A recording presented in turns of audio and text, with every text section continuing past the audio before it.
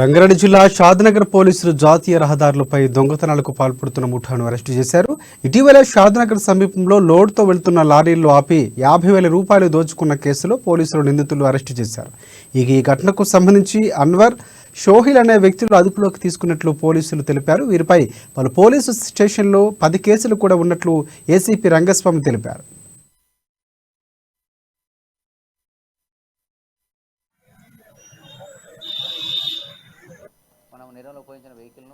రాత్రి సుమారు 12 గంటల సమయంలో ఫిర్యాదుదారుడు అఫ్తాబ్ హుస్సేన్ అని ఈయన నారాయణపేట నుంచి ఈ ఒడ్లు తీసుకొని వస్తూ ఉంటాడు. డీసీఎం వెహికల్ తీసుకొస్తూ ఉంటే అను జంక్షన్కి వచ్చేటప్పటికి ఒక నలుగురు వ్యక్తులు, ఇందులో వీళ్ళ ముద్దాయిలు 2 పేర్లు,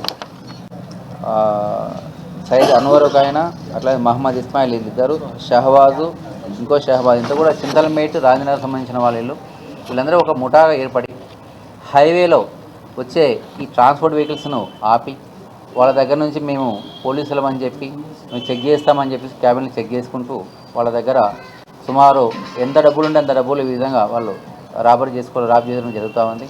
సో ఆ విధంగా ఇప్పటి వరకు వీళ్ళు సుమారు మన దగ్గర అయిన కేసుతో పాటు మొత్తం టోటల్ 10 కేసులు ఇన్వాల్వ్ అయినారు.